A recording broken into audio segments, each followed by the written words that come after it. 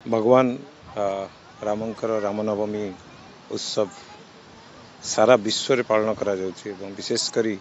ए वर्ष आम पई सबुठु नियारा जे प्रभु रामंकर अयोध्या रे प्राण प्रतिष्ठा हिछि एवं सेथि पई भारत वर्षर प्रत्येक कोण रे भगवान रामंकर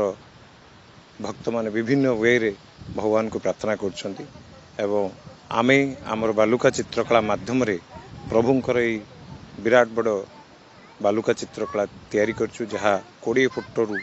ऊर्ध्व हेबो एवं प्राय 12 टन बाली लगी स्कल्पचर्स क्रिएट करने पई आमे भगवान रामंकर जेते आज पर्यंत स्कल्पचर करछु एटा सबुठु बड़ स्कल्पचर भगवान रामंकर एवं प्रभु को पाखे प्रार्थना करछु जे समस्त को प्रभु आशीर्वाद करंतु एवं सारा विश्व रे शांति बजाय रहो एवं सारा देशवासी मध्य ये भी निवेदन करी जे वर्तमान सबुठु बड़ पर्व आमर चली जोटा कि गणपर्व एवं गणतंत्र पाई चली एवं सेथिपाई मध्य प्रभु पाई प्रार्थना करछु यहाँ मध्य सुरुखुर रे हेउ भगवान रामंकर रामनवमी उत्सव सारा विश्व रे पालन करा जाउछि एवं विशेष करी ए वर्ष आम पई सबुठु नियारा जे प्रभु रामंकर अयोध्या रे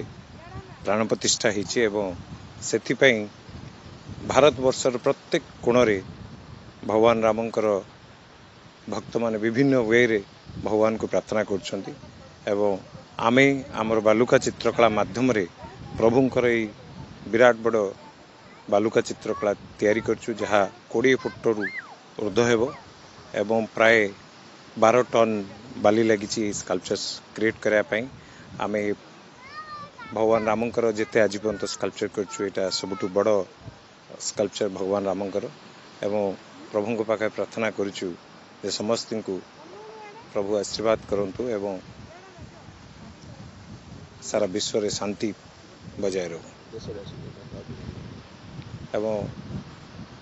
सारा देशवासी मध्य ये भी निवेदन करी जे वर्तमान सबुठु बड़ पर्व आमर चली जोटा कि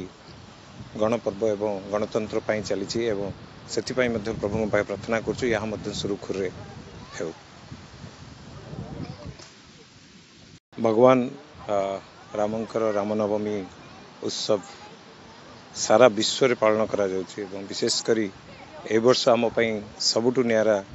जे प्रभु रामंकर अयोध्या रे प्राण प्रतिष्ठा हिछि एवं सेथि पई भारत वर्षर प्रत्येक कोण रे भगवान रामंकर भक्त माने विभिन्न वे रे भगवान को प्रार्थना करछन्ति एवं आमे आमर बालुका चित्रकला माध्यम रे प्रभुंकर ए विराट बड़ बालुका चित्रकला तैयारी करछु जहा 20 फुट रु ऊर्ध्व हेबो एवं प्राय 12 टन बाली लगी स्कल्पचर्स क्रिएट करने पई आमे भगवान रामंकर जेते आज पर्यंत स्कल्पचर करछु एटा सबुठु बड़ स्कल्पचर भगवान रामंकर एवं प्रभु को पाखे प्रार्थना करछु जे समस्त को प्रभु आशीर्वाद करंतु एवं